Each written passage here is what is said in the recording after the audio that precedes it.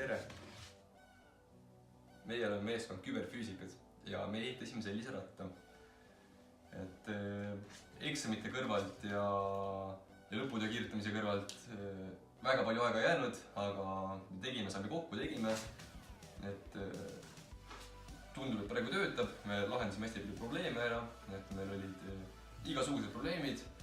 Näiteks üks probleem oli elektromagnetlainetega, õnneks üks tuntud poliitik soovitas kasutada fooliumit ja tundub, et see on väga hea soovitus, et see väga hästi aitas meid, ei teki enam igasuguseid häiringuid.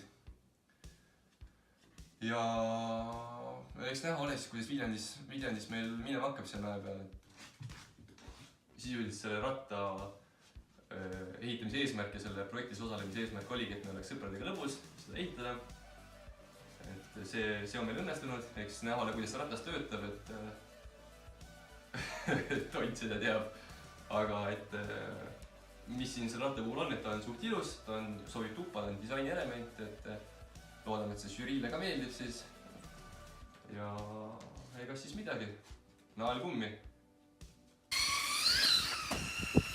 Oi, ai.